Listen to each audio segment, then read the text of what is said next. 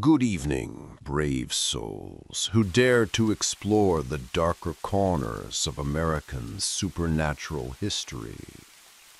Tonight, we venture into territory far more sinister than gentle ghost stories or comforting spirit encounters. These are accounts of truly malevolent forces that have terrorized families, investigators, and entire communities. Cases so disturbing that they've become legendary warnings about the genuine dangers that can lurk in the supernatural realm. What you're about to hear are not tales of protective spirits or nostalgic phantoms, but documented encounters with entities that seem driven by pure malice, supernatural forces that have caused physical harm, psychological trauma, and in some cases, death itself. These locations represent the absolute darkest side of American paranormal activity, places where evil has taken hold and refuses to let go. From Long Island's most infamous haunted house to the tuberculosis sanatorium where thousands died in agony, from a Kansas home terrorized by a violent poltergeist to a Kentucky nightclub built on cursed ground, we'll explore 6 locations where the supernatural has crossed the line from mysterious to genuinely dangerous. These stories have been investigated by professional paranormal researchers, documented by law enforcement, and verified by multiple witnesses. They remind us that while most ghost stories are harmless entertainment, some supernatural encounters represent genuine threats to human safety and sanity. Prepare yourself for an hour of America's most terrifying documented hauntings, cases that prove beyond doubt that some evils are too powerful to be contained by death, and some places are too dangerous for the living to safely enter. Story 1. The Amityville Horror House, Long Island's House of Evil. On November 13, 1974, the quiet suburban community of Amityville, New York, was shattered by one of the most brutal mass murders in American history. At 112 Ocean Avenue, a Dutch colonial house overlooking the Amityville River, 23-year-old Ronald DeFeo Jr. systematically murdered his entire family with a .35 caliber rifle while they slept. His parents and 4 younger siblings, 6 people in total, were found shot to death in their beds, creating a crime scene so shocking that it would haunt the Long Island community forever.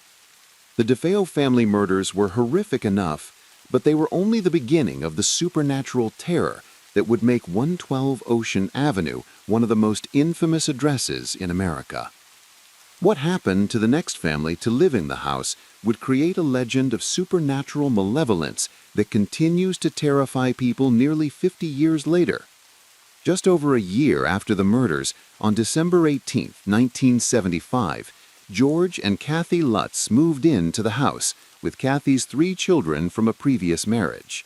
The Lutzes were a typical American family seeking a fresh start in what seemed like their dream home.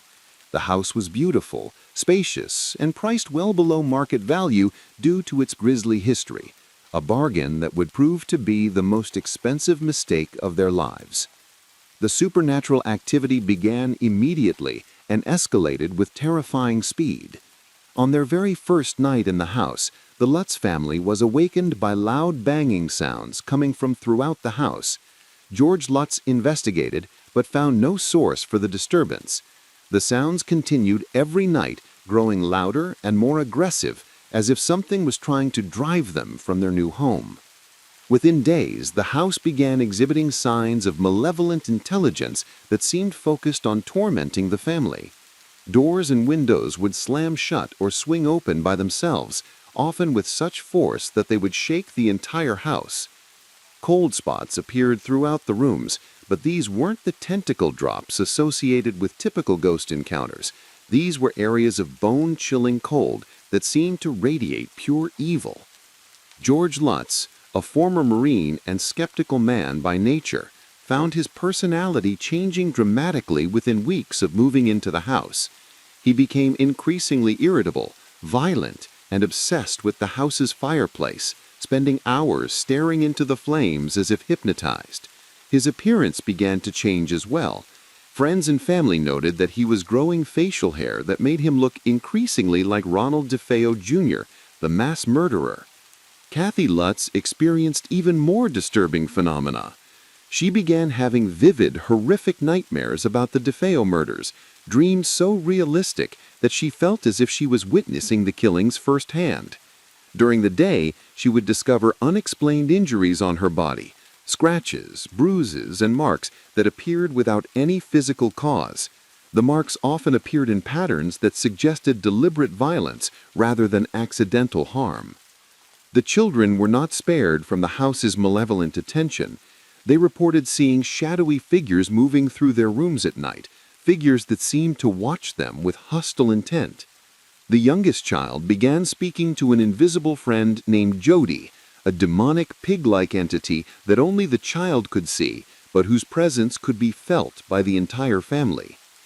As the days passed, the supernatural activity became increasingly violent and personal.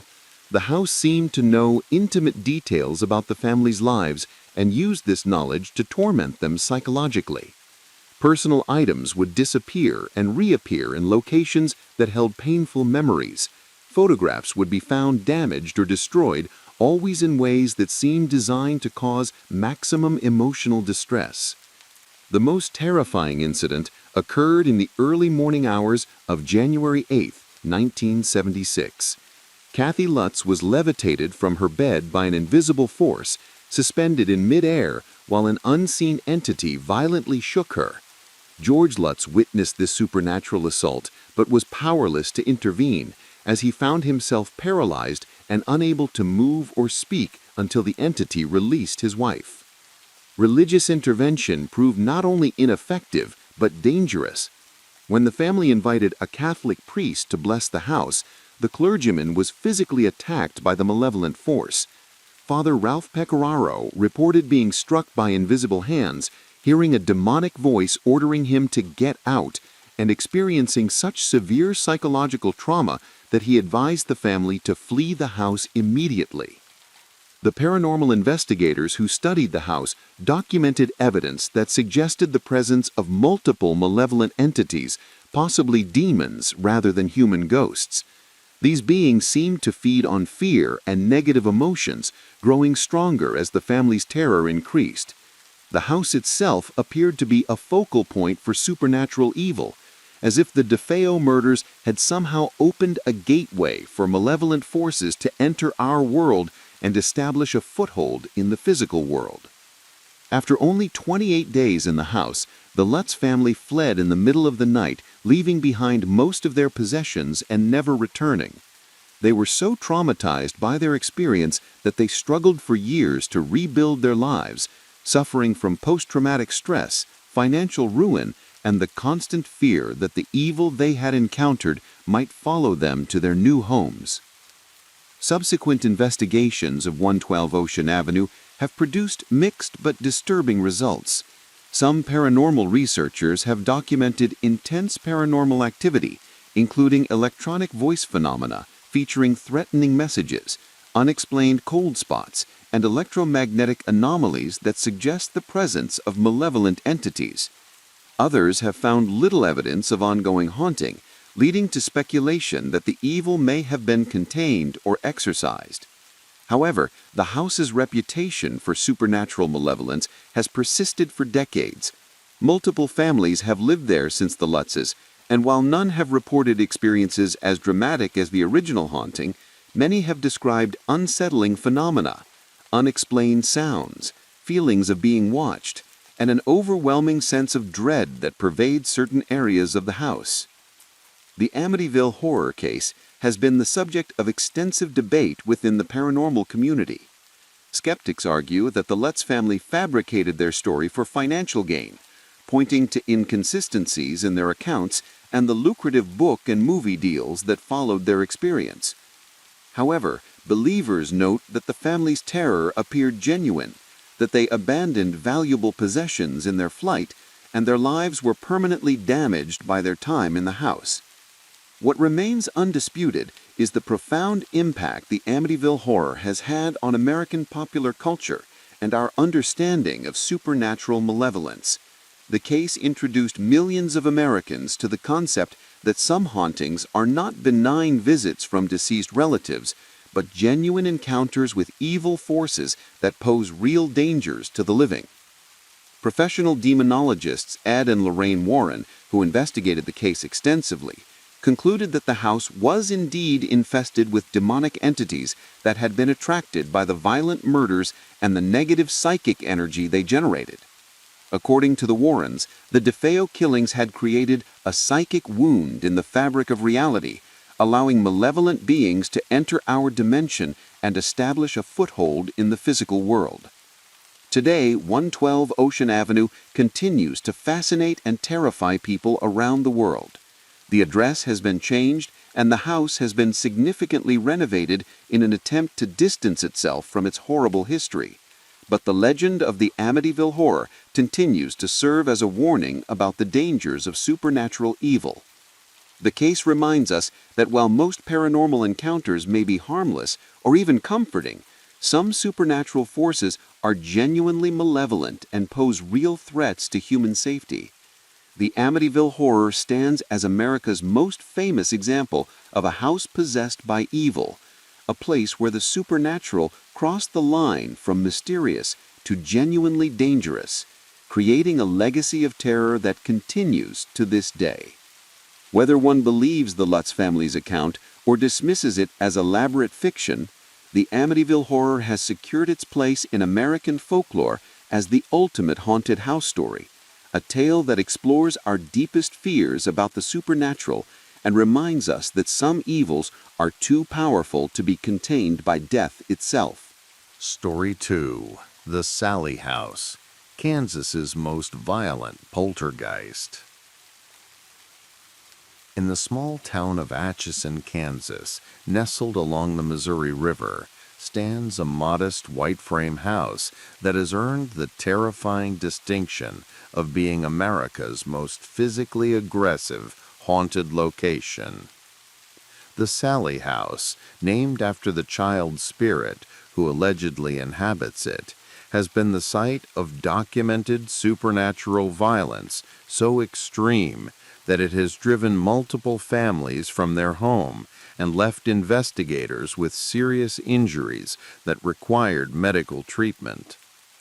The house at 508 North 2nd Street was built in the 1860s and served various purposes throughout its early history, including a period as a doctor's office and residence.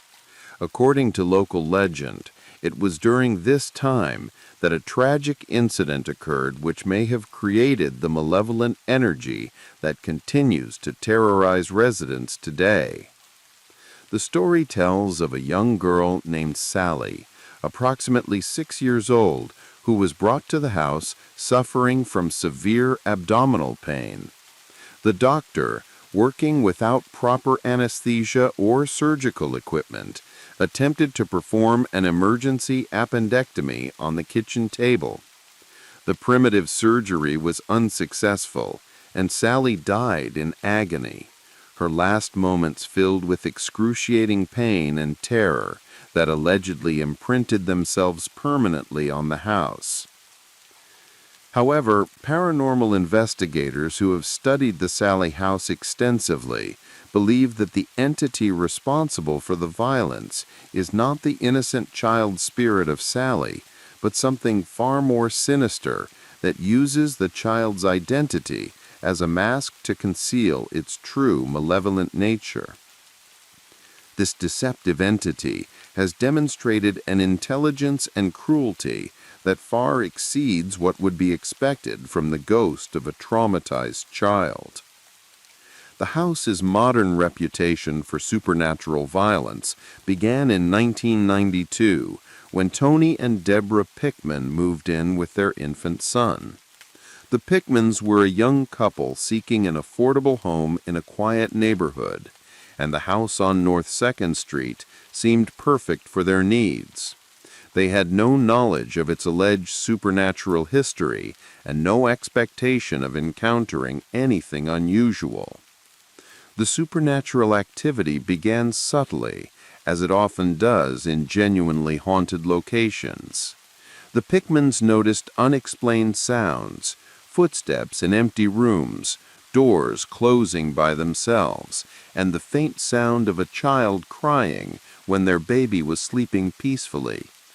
These initial phenomena were more curious than frightening, and the family initially attributed them to the settling of an old house. However, the supernatural activity quickly escalated beyond mere sounds and moved objects.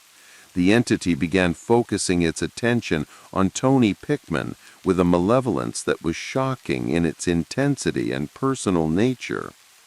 Tony began experiencing physical attacks that left visible injuries, scratches that would appear on his body without any physical cause, burns that materialized on his skin, and bruises that suggested he was being grabbed and shaken by invisible hands. The attacks on Tony became increasingly severe and frequent.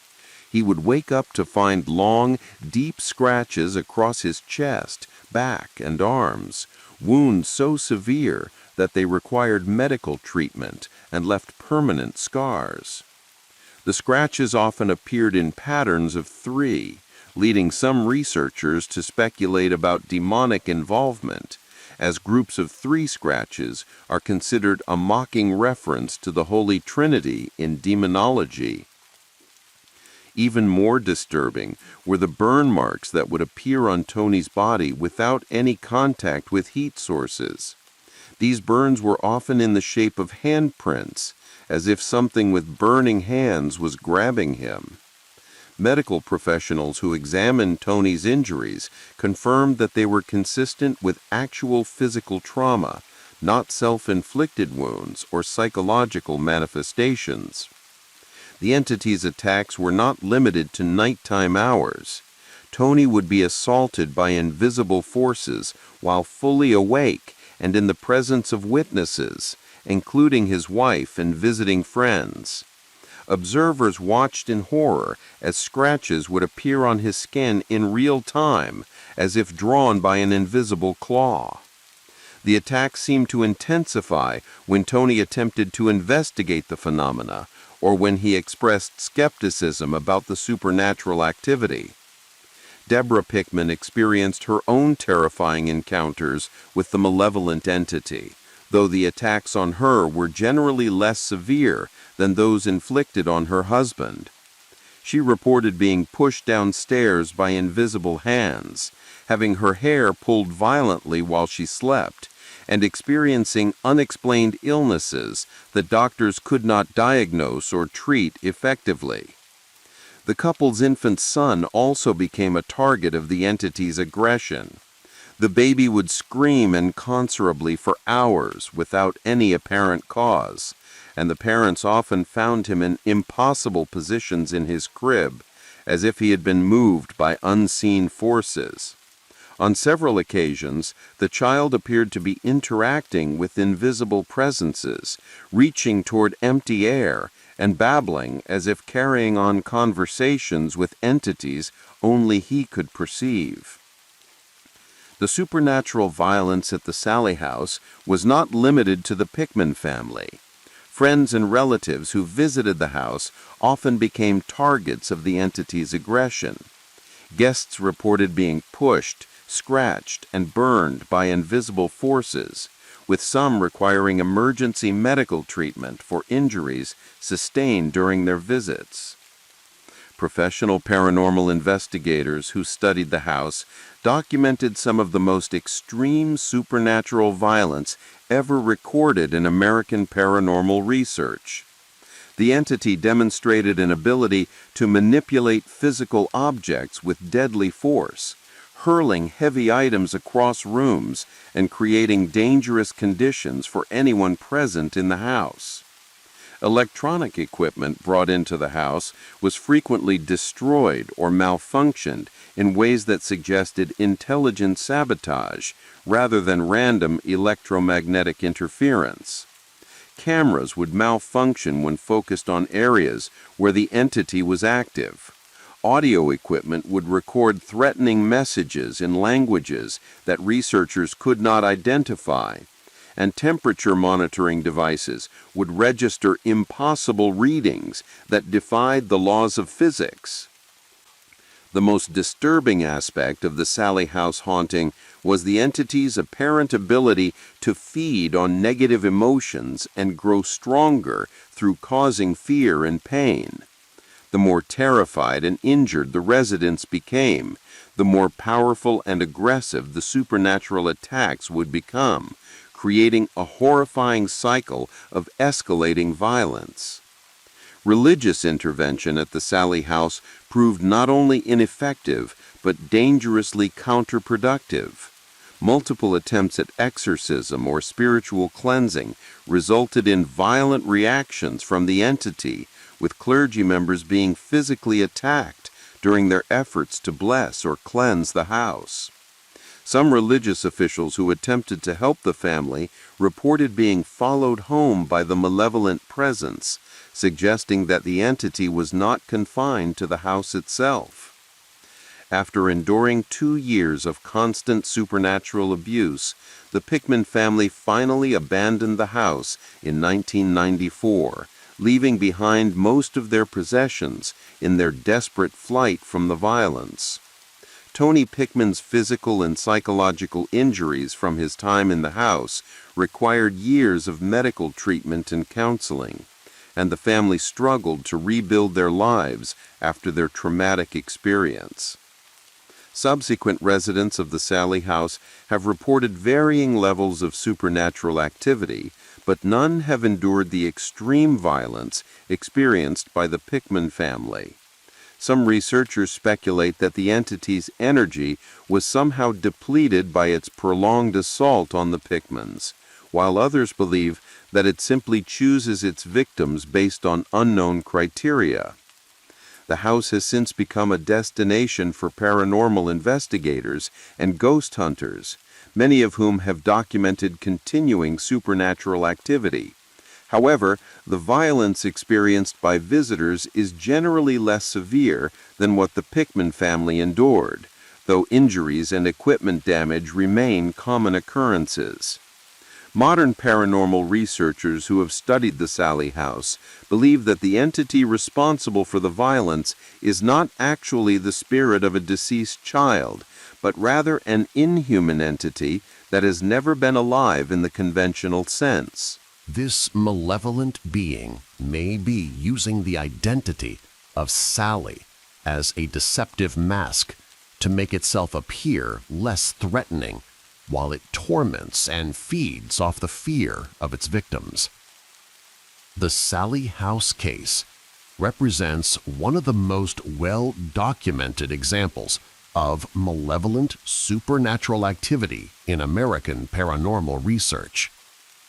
The physical evidence, photographs of injuries appearing in real time, medical records documenting unexplained trauma, and testimony from multiple credible witnesses provides compelling support for the reality of dangerous supernatural phenomena.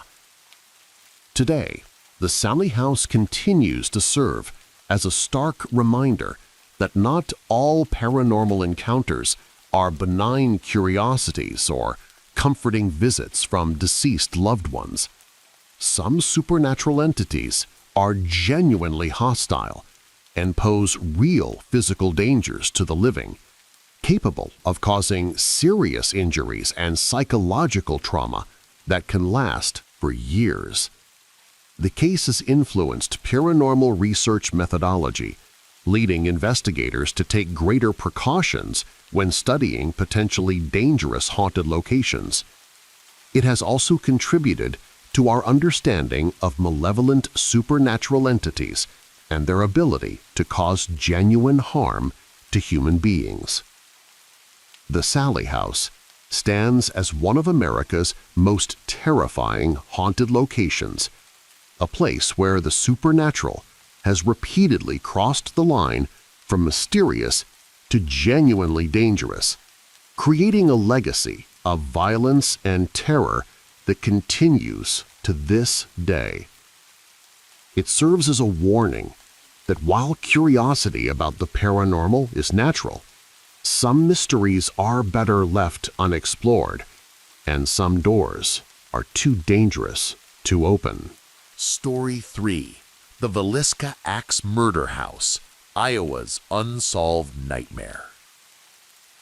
In the small farming community of Villisca, Iowa, where cornfields stretch to the horizon and neighbors know each other's names, stands a modest white house that was the scene of one of America's most brutal and mysterious mass murders. On the night of June 10, 1912, 8 people, including 6 children, were systematically murdered with an axe while they slept, creating a crime that remains unsolved over a century later and has left the house permanently stained with supernatural malevolence. The Moore family home at 508 East 2nd Street was typical of middle-class Midwestern houses of the early 1900s, a 2-story frame structure with 4 bedrooms, simple furnishings, and the comfortable atmosphere of a loving family home. Josiah and Sarah Moore lived there with their 4 children, Herman, 11, Mary, 10, Arthur, 7, and Paul, 5. They were respected members of the community, active in the local Presbyterian church, and known for their kindness and generosity to neighbors. On the evening of June 9, 1912, the Moore family attended a children's program at their church, where the Moore children and 2 visiting friends, Ina, 8, and Lena Stillinger, 12, performed in a musical presentation. After the program, the Moore parents invited the Stillinger sisters to spend the night at their home, a common gesture of hospitality in the close-knit farming community. The family returned home around 10 p.m., and all 8 people settled in for what should have been a peaceful night's sleep. The Moore parents took their bedroom on the first floor, the 4 Moore children shared beds in the upstairs bedrooms, and the Stillinger sisters were given the guest room. By 11 p.m., the house was quiet, and the farming community of Villisca was settling into its typical rural tranquility. What happened in the early morning hours of June 10, 1912, transformed this peaceful family home into one of America's most notorious crime scenes. Sometime between midnight and 5 a.m., an unknown assailant entered the house and methodically murdered all 8 occupants with an axe, moving from room to room in a killing spree so savage and methodical that it shocked even experienced law enforcement officers. The murders were discovered the following morning when the Moore family failed to appear for their daily routines.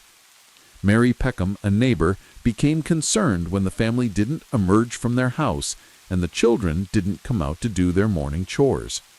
When she received no response to her knocks on the door, she contacted Josiah's brother Ross Moore, who used his spare key to enter the house. The scene that greeted Ross Moore was beyond human comprehension. All 8 victims had been killed while they slept, struck multiple times with the blunt end of an axe that was found in the guest room with the Stillinger sisters. The killer had moved through the house systematically, ensuring that each victim was dead before moving on to the next room. The crime scene revealed disturbing details that suggested the murders were not random acts of violence, but carefully planned and executed with ritualistic precision. After killing all 8 victims, the murderer had spent considerable time in the house, performing bizarre activities that indicated severe psychological disturbance or possible occult motivations. All the mirrors in the house had been covered with clothing or turned to face the walls, suggesting that the killer either couldn't bear to see his reflection or was following some twisted ritual protocol. The windows had been covered with curtains and clothing to prevent anyone from seeing inside the house, and the killer had prepared himself a meal in the kitchen, calmly eating while surrounded by the bodies of his victims. Most disturbing of all, the killer had placed a slab of bacon next to each body and had positioned the bodies in specific arrangements that some investigators believed had ritualistic significance. The children's faces had been covered with bedclothes as if the murderer felt some remorse for killing them, while the adults were left uncovered. The Villisca Axe murder investigation became one of the most extensive criminal investigations in Iowa history, but despite the efforts of local law enforcement, state authorities, and even private detectives hired by the victims' families, the case remains officially unsolved over a century later. Multiple suspects were investigated, including traveling salesmen, local residents with grudges against the Moore family, and even suspected serial killers, but no one was ever convicted of the crimes. The supernatural activity at the Villisca house began almost immediately after the murders and has continued with terrifying intensity over a century. Local residents reported seeing lights moving through the house when it was supposed to be empty, hearing the sounds of children crying and playing in the rooms where they died, and witnessing shadowy figures moving past the windows. The first family to attempt living in the house after the murders fled within weeks, reporting that they were awakened nightly by the sounds of an axe striking against wood, followed by screams and crying that seemed to come from every room simultaneously. Subsequent tenants experienced similar phenomena, and the house eventually gained the reputation as being too haunted for anyone to inhabit safely. Modern paranormal investigators who have studied the Villisca house have documented some of the most intense supernatural activity ever recorded at an American crime scene. The house seems to retain a psychic imprint of the murders, with visitors experiencing vivid auditory and visual phenomena that appear to be replaying the events of that horrible night. Visitors to the house consistently report hearing the sound of an axe striking against wood, followed by moans, cries, and the voices of children calling for their parents. These phantom sounds are so realistic and disturbing that many investigators have fled the house in terror, unable to continue their research in the face of such overwhelming supernatural anguish. The most disturbing phenomena occur in the children's bedrooms, where investigators have reported seeing the ghostly figures of the young victims still lying in their beds, sometimes covered in phantom blood, sometimes reaching out as if seeking help that will never come. The child spirits seem to be eternally trapped in their moment of death, reliving their terror and confusion for all eternity. The guest room where the Stillinger sisters were murdered and where the bloody axe was found has produced particularly intense paranormal activity. Visitors report overwhelming feelings of dread and nausea upon entering the room, sudden temperature drops that can reach freezing levels, and the sensation of invisible hands touching them with hostile intent. Electronic voice phenomena, EVP, recordings made in the house have captured what appeared to be the voices of the murder victims, including children's voices asking, "Why did you hurt us?" and adult voices pleading for help. These recordings are so clear and emotionally devastating that many researchers find them too disturbing to analyze or publish. Photography at the Villisca house consistently produces unexplained anomalies. Figures appearing in windows and doorways where no living people are present, shadows that move independently of any light source, and images that seem to show the house as it appeared on the night of the murders, with complete period furnishings and the positioned bodies of the victims. The house has also demonstrated the ability to affect visitors physically and psychologically in ways that mirror the trauma experienced by the original victims. People touring the house often report sudden, severe headaches that begin the moment they enter and disappear immediately upon leaving. Others experience vivid nightmares for weeks after their visits, dreaming that they are present during the murders and unable to prevent the killings. Some visitors have reported being pushed or struck by invisible forces, particularly in the areas where the murders took place. These physical attacks are often accompanied by the overwhelming smell of blood and the sound of heavy breathing, as if the killer's presence still lingers in the house alongside his victims. Professional mediums who have attempted to communicate with the spirits in the house report making contact with the murder victims, particularly the children, who seem confused about their deaths and unaware that over a century has passed since the murders. The child spirits appear to be looking for their parents and asking when they can go home, creating heartbreaking encounters that have left experienced investigators in tears. The house has also attracted malevolent entities that seem to feed on the tragedy and terror associated with the murders. These malevolent presences appear to be distinct from the victim spirits and demonstrate hostile behavior toward living visitors, as if protecting the house from intrusion or preventing the truth about the murders from being discovered. Today, the Villisca Axe Murder House operates as a museum and paranormal investigation site, allowing visitors to tour the preserved crime scene and, for the truly brave, to spend entire nights in the house where 8 innocent people met their horrific fate. The house has been carefully restored to appear as it did on the night of the murders, with complete period furnishings and exact replicas of the beds where the victims died. Overnight visitors consistently report supernatural encounters that range from unsettling to absolutely terrifying. Many people are unable to complete their night in the house, fleeing in the early morning hours after experiencing phenomena so disturbing that they require professional counseling to process their experiences. The Villisca Axe Murder House stands as one of America's most haunted crime scenes, where the combination of brutal violence, unsolved mystery, and the innocent suffering of children has created a perfect storm of supernatural malevolence.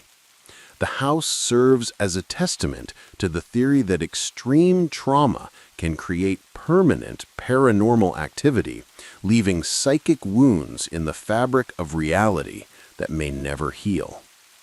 The continuing supernatural activity at Villisca reminds us that some crimes are so horrific that they transcend the boundaries between life and death, creating haunted locations where the past refuses to rest and the dead cannot find peace.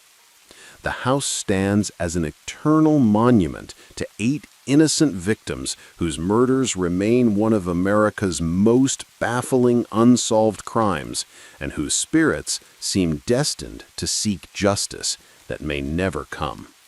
Story 4. Bobby Mackey's Music World, Kentucky's Gateway to Hell. In the small city of Wilder, Kentucky, just across the Ohio River from Cincinnati, stands a nightclub that has earned the terrifying reputation as one of America's most dangerous haunted locations. Bobby Mackey's Music World, housed in a building with a dark history stretching back over 150 years, has been the site of multiple suicides, murders, and supernatural encounters so violent that it has been dubbed Hell's Gateway by paranormal investigators worldwide.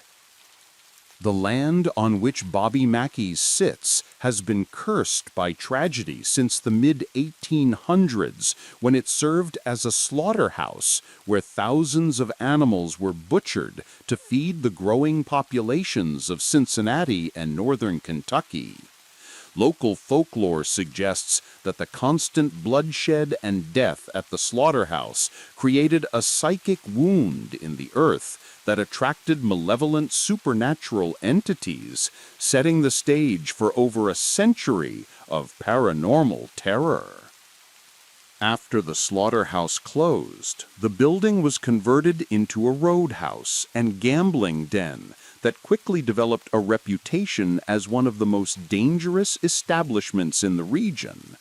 The combination of illegal gambling, excessive drinking, and the rough clientele it attracted led to numerous violent incidents, including several murders that occurred on the premises during the 1890s and early 1900s. The most significant tragedy in the building's history occurred in 1896 when a young woman named Pearl Bryan was brutally murdered in what became one of the most sensational criminal cases of the 19th century. Pearl, who was 5 months pregnant, was killed by her boyfriend Scott Jackson and his friend Alonzo Walling, who decapitated her and disposed of her body near the roadhouse.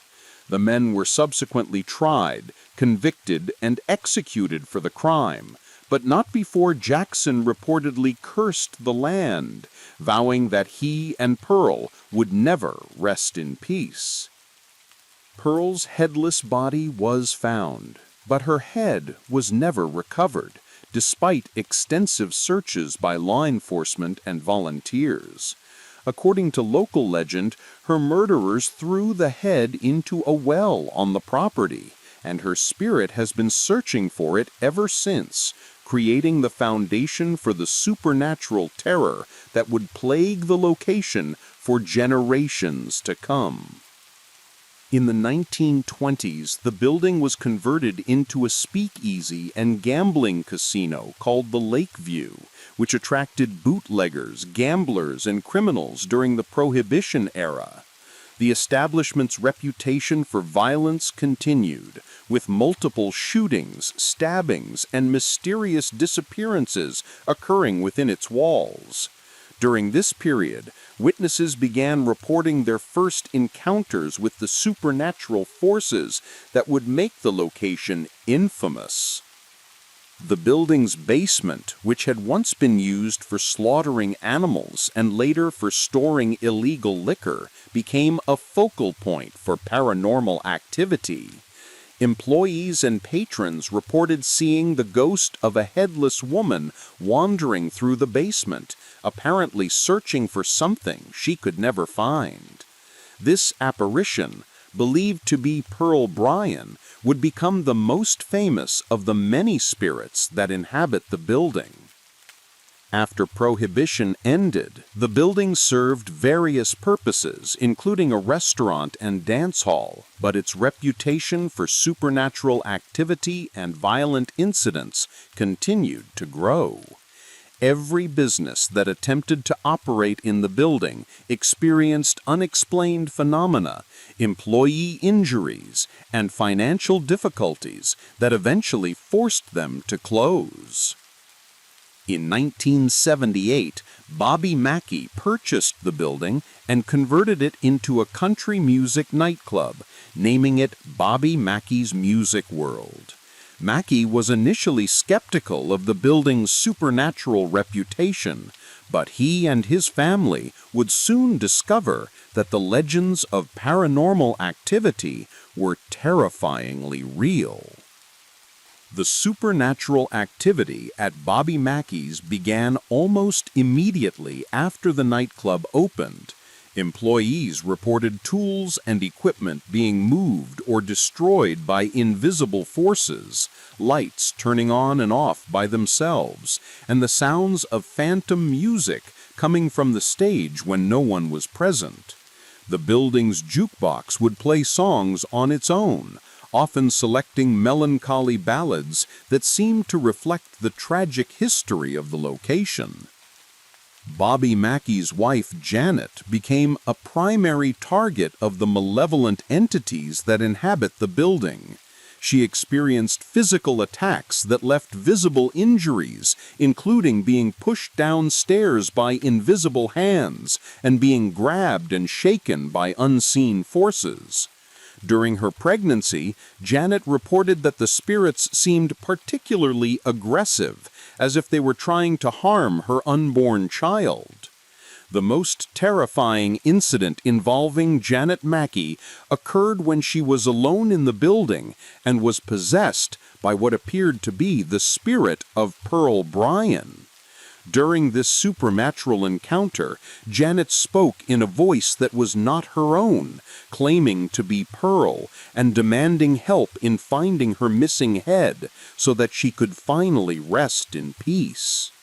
The possession left Janet with no memory of the incident, but witnesses reported that her appearance and mannerisms had changed completely during the episode. The building's basement has remained the center of the most intense supernatural activity. Employees and visitors who venture into the basement report overwhelming feelings of dread, nausea, and the sensation of being watched by hostile, invisible presences. The basement is also home to what appears to be a portal or gateway that some paranormal investigators believe provides access between our world and darker dimensions. Professional investigators have documented evidence suggesting that the basement contains what demonologists call a hell mouth, a supernatural gateway through which demonic entities can enter our physical realm. This theory would explain the consistently malevolent nature of the supernatural activity at Bobby Mackey's and the building's ability to attract and harbor multiple dangerous entities. The nightclub's stage area has also been the site of numerous supernatural encounters.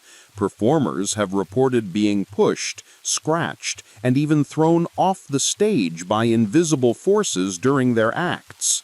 The building's sound equipment frequently malfunctions in ways that suggest intelligent sabotage, and musicians have captured electronic voice phenomena featuring threatening messages directed at both performers and audience members.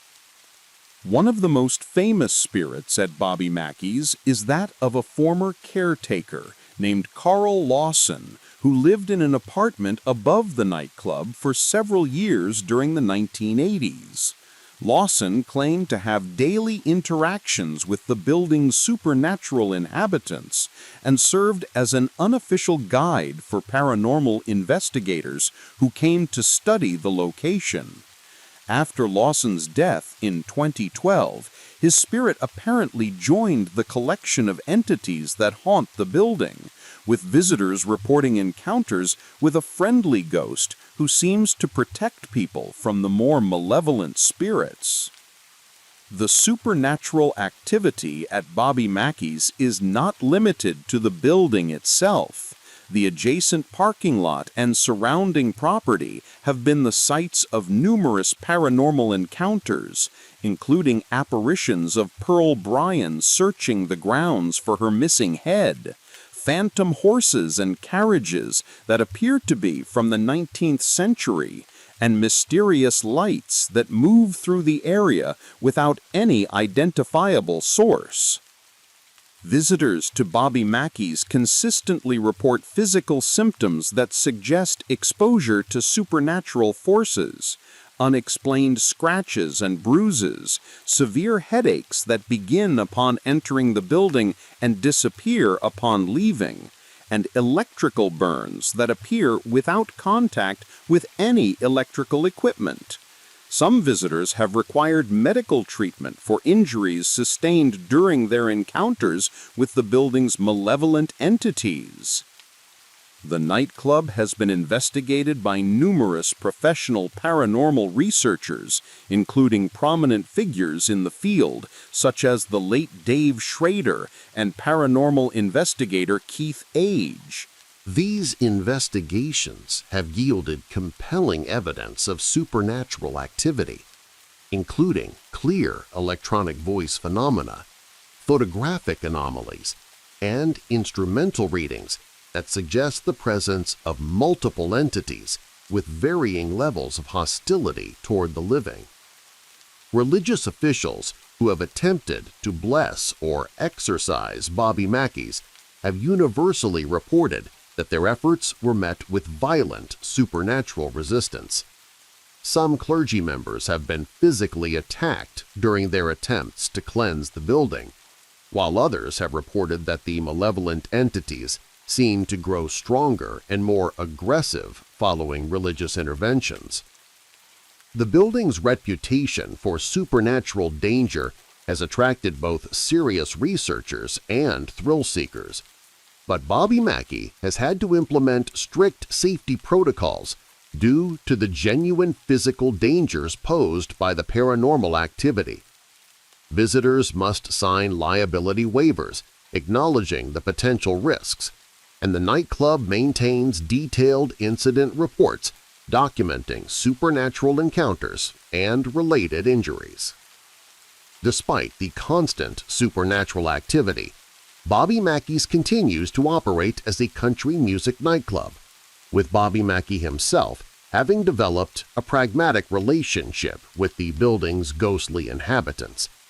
He acknowledges their presence but focuses on running his business, though he admits that the supernatural activity has created ongoing challenges for both employees and customers. The nightclub has gained international attention through television documentaries, paranormal investigation shows, and books about haunted locations. However, this fame has also attracted individuals who seek to exploit or provoke the supernatural entities, sometimes with dangerous consequences for themselves and other visitors. Today, Bobby Mackey's Music World stands as one of America's most actively haunted locations, where multiple layers of tragedy, violence, and supernatural malevolence have created a perfect storm of paranormal activity. The building serves as a stark reminder that some locations become so saturated with negative energy that they become genuinely dangerous for the living, harboring entities that pose real threats to human safety and sanity. The continuing supernatural activity at Bobby Mackey's represents more than just ghost stories. It demonstrates the potential reality of supernatural forces that can cause physical harm, psychological trauma, and even death. The location has become a case study in malevolent haunting, where the combination of historical tragedy, occult activity, and accumulated negative energy have created conditions that may be impossible to cleanse or contain. Bobby Mackey's Music World remains Kentucky's most notorious haunted location, earning its reputation as Hell's Gateway through over a century of documented supernatural violence and malevolent activity that continues to terrify and endanger visitors to this day. Story 5. The Demon House, Gary, Indiana. Portal to absolute evil. In the industrial city of Gary, Indiana, where abandoned buildings dot the landscape like broken teeth, stood a modest ranch house that became the center of one of the most documented and terrifying cases of supernatural possession in American history. The house at 3860 Carolina Street gained international attention when paranormal investigator Zach Baggins purchased it for $35,000 sight unseen, based solely on the horrific accounts of demonic activity that had driven multiple families from the property in absolute terror. The supernatural nightmare at the Carolina Street house began in November 2011 when LaToya Ammons moved into the rental property with her 3 children, ages 7, 9, and 12, and her mother, Rosa. The family was seeking a fresh start in an affordable neighborhood, and the small ranch house seemed perfect for their needs. They had no knowledge of any previous supernatural activity and no reason to expect the hell that was about to consume their lives. The paranormal activity began subtly, as it often does in genuine cases of supernatural infestation. The family noticed unusual sounds at night, footsteps in the basement when no one was there, doors creaking open and closing by themselves, and the faint sound of voices coming from empty rooms. These initial phenomena were unsettling, but not immediately threatening, and the family initially tried to dismiss them as the normal sounds of an old house. However, the supernatural activity escalated with terrifying speed and intensity. Within weeks of moving in, the family was experiencing phenomena so extreme and malevolent that it defied rational explanation. Swarms of flies would appear throughout the house despite the cold winter weather, covering windows and walls in numbers so dense that they blocked out natural light. These infestations would appear suddenly and disappeared just as quickly, leaving behind no dead insects or explanation for their presence. The children became the primary targets of the malevolent forces inhabiting the house. All three began exhibiting behavioral changes that were dramatic and disturbing. Violent outbursts, speaking in voices that were not their own, and demonstrating knowledge of events and people they had never encountered. The children would be found in impossible positions, levitating above their beds, standing on walls, and bending their bodies in ways that should have been physically impossible. Medical professionals who examined the children were unable to provide any rational explanation for their conditions.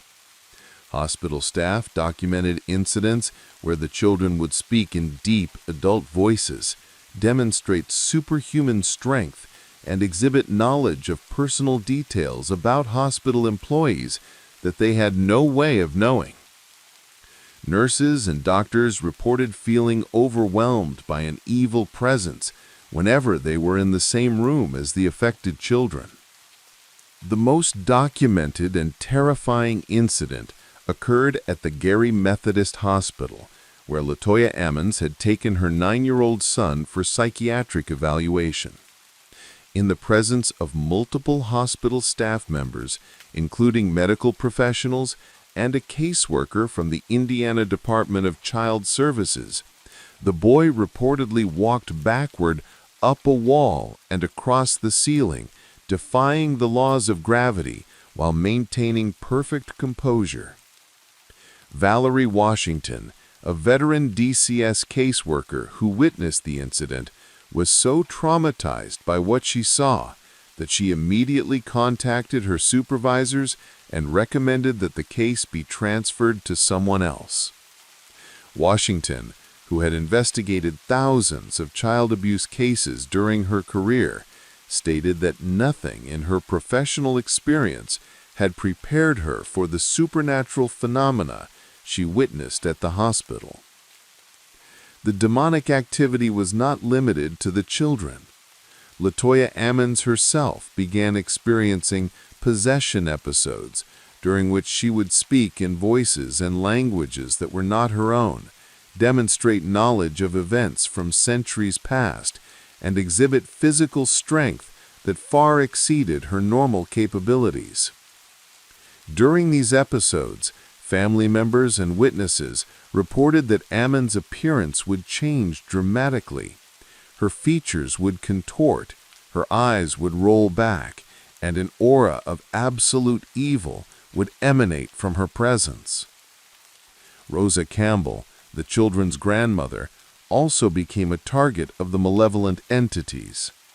She reported being pushed downstairs by invisible hands, having her hair pulled violently during the night, and experiencing vivid nightmares in which demonic beings threatened to kill their family if they did not leave the house immediately. The supernatural activity at the Carolina Street house was not confined to the interior of the building. Neighbors reported seeing strange lights moving through the house at night, hearing screams and inhuman sounds coming from the property, and witnessing figures moving past windows when the family was known to be elsewhere.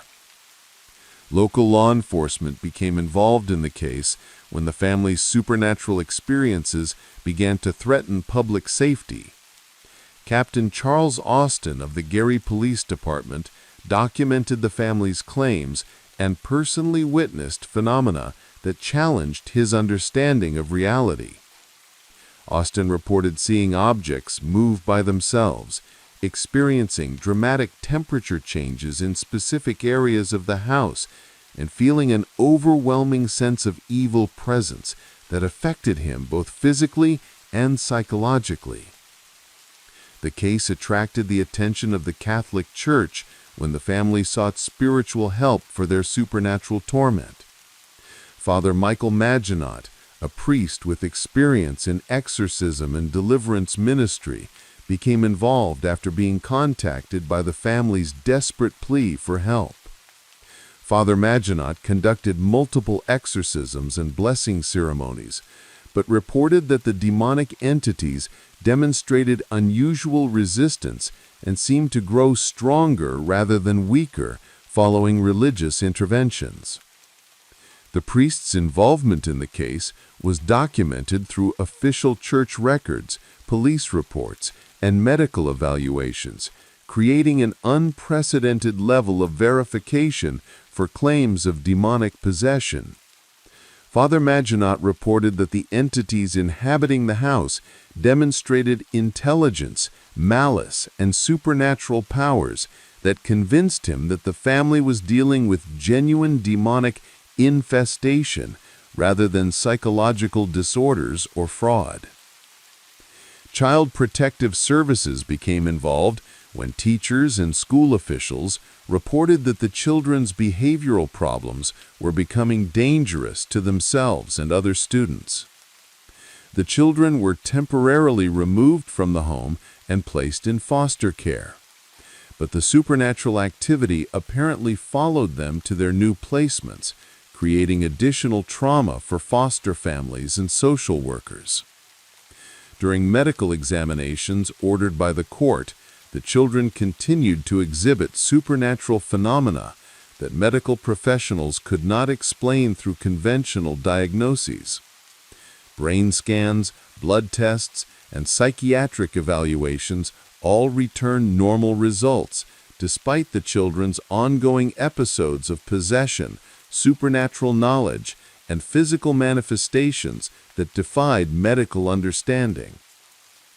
The case gained national attention when official documents from police, medical professionals, and Child Protective Services were leaked to the media, creating unprecedented public documentation of alleged supernatural possession. The Indianapolis Star published detailed investigative reports that included interviews with witnesses, official documentation, and photographic evidence of the supernatural claims. Paranormal investigator Zach Baggins became interested in the case after reading the newspaper reports and contacted the family to request permission to investigate the property. Baggins was so convinced by the evidence and witness testimony that he purchased the house without ever having seen it in person, planning to conduct extensive investigations and document the supernatural activity.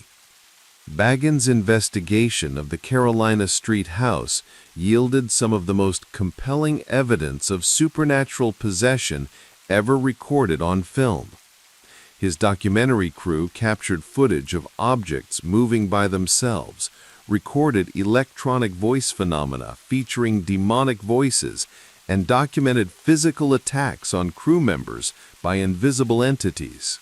During his investigation, Baggins himself became a target of the malevolent forces inhabiting the house.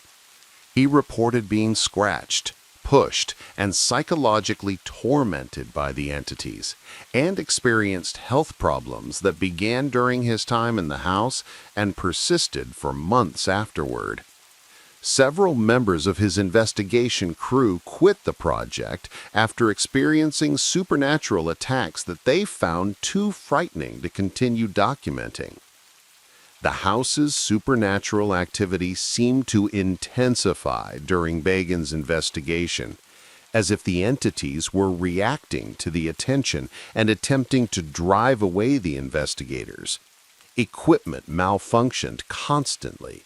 Crew members were injured by flying objects, and the building itself seemed to resist their efforts to document the phenomena. After completing his investigation and documentary, Bagans made the unprecedented decision to demolish the house, believing that the structure had become a permanent portal for demonic entities that posed genuine dangers to anyone who entered. The demolition was completed in 2016, but Bagans reported that even the demolition process was plagued by equipment failures and supernatural interference. The site where the demon house once stood remains empty, but some investigators believe that the malevolent entities that inhabited the building were not destroyed when the structure was demolished. Local residents continue to report unusual activity in the area, including strange lights, unexplained sounds, and a persistent feeling of evil presence that affects anyone who spends time on the property. The Gary Demon House case represents one of the most thoroughly documented instances of alleged supernatural possession in American history. The involvement of multiple government agencies, medical professionals, law enforcement officers, and religious officials created an unprecedented level of verification for claims that would typically be dismissed as folklore or mental illness. Today, the case continues to influence paranormal research and has contributed to our understanding of how genuinely malevolent supernatural entities might operate in the physical world. The documentation provided by official sources has made it impossible to dismiss the Gary case as fraud or delusion, forcing both skeptics and believers to confront the possibility that some supernatural phenomena represent genuine threats to human safety. The Demon House case serves as a stark reminder that not all paranormal activity is harmless curiosity or comforting visits from deceased loved ones. Some supernatural entities are genuinely evil, capable of causing serious harm to adults and children alike, and may require extreme measures, including the complete destruction of their physical anchor points, to protect the living from their malevolent influence. The empty lot in Gary, Indiana, where the Demon House once stood, remains as a testament to one family's horrific encounter with absolute evil and the extraordinary measures that were ultimately required to end their supernatural nightmare. Story 6. Waverly Hills Sanatorium, Kentucky's Palace of Death. Rising from the hills of Louisville, Kentucky, like a monument to human suffering, Waverly Hills Sanatorium stands as one of America's most haunted locations and a testament to one of the darkest chapters in medical history. This massive Art Deco structure, built in 1910 and expanded in 1926, was designed to treat patients suffering from tuberculosis during an era when the White Death was claiming millions of lives worldwide, and medical science had few effective treatments to offer. During its operational years from 1910 to 1961, Waverly Hills treated an estimated 63,000 patients, but the sanatorium's death rate was so high that it earned the grim nickname, the Hillbilly Hilton of Death. Conservative estimates suggest that over 8,000 people died within its walls, though some researchers believe the actual number may have exceeded 60,000, making Waverly Hills one of the deadliest medical facilities in American history. The tuberculosis epidemic that necessitated Waverly Hills construction was devastating in its scope and brutality. The disease, caused by airborne bacteria, attacked the lungs and could spread rapidly through communities, killing victims slowly through a process of suffocation, fever, and the progressive destruction of lung tissue. Patients would literally cough up blood and pieces of their own lungs as the disease consumed them from within. Medical treatments available during Waverly Hills' early years were primitive and often more torturous than helpful. Doctors employed fresh air therapy, which involved exposing patients to the elements regardless of weather conditions, believing that cold air and sunlight would cure the disease. Patients were often left on outdoor porches in freezing Kentucky winters, with many dying of exposure before tuberculosis could claim them. Surgical treatments were equally barbaric. Doctors would collapse patients' lungs, remove ribs to allow lungs to expand, and perform experimental procedures without anesthesia or proper sterilization. The pneumothorax procedure involved puncturing patients' lungs to collapse them, supposedly allowing the diseased tissue to heal, that would often resulted in painful deaths from infection or respiratory failure. The sanatorium's design reflected the medical understanding of the era, with large windows to provide maximum sunlight exposure and elaborate ventilation systems to provide fresh air. However, these same features created perfect conditions for the spread of disease, as infected patients shared common areas and the ventilation systems circulated contaminated air throughout the building. Waverly Hills operated under a strict policy of secrecy regarding patient deaths, as administrators feared that knowledge of the facility's mortality rate would discourage patients from seeking treatment. To hide the massive number of deaths from surviving patients and the public, the sanatorium constructed a body chute, a 500-foot underground tunnel that connected the main building to the bottom of the hill, where hearses could collect corpses without being seen by living patients. The body chute, officially called the Death Tunnel, became a conveyor belt for corpses, with dozens of bodies being removed daily during the worst periods of the tuberculosis epidemic. Workers would load the dead onto stretchers or simple carts and send them sliding down the tunnel to waiting hearses, creating a macabre assembly line of death that operated around the clock. The psychological trauma experienced by patients at Waverly Hills was as devastating as the physical suffering caused by the disease itself. Patients knew that admission to the sanatorium was essentially a death sentence, and they were forced to watch fellow patients die slowly and painfully while wondering when their own time would come. The isolation from family members, the constant presence of death, and the horrific medical procedures created conditions of despair so profound that many patients committed suicide rather than endure their fate. The children's ward at Waverly Hills was particularly tragic, as tuberculosis claimed young lives with special cruelty. Children as young as 5 years old would be separated from their families and left to die among strangers, often calling out for parents who were forbidden from visiting due to quarantine restrictions. The pediatric death rate was so high that an entire section of the body chute was dedicated to removing the corpses of children. By the 1950s, the development of effective antibiotics had largely defeated tuberculosis, and the patient population at Waverly Hills dwindled rapidly. The facility officially closed its tuberculosis treatment operations in 1961, but the building was briefly reopened as Woodhaven Geriatric Center, a nursing home for elderly patients that operated until 1981, amid allegations of patient abuse and neglect that added new layers of suffering to the building's already horrific history. After the nursing home closed, Waverly Hills sat abandoned for decades, slowly deteriorating, while the supernatural activity that had begun during its operational years intensified and spread throughout the entire structure.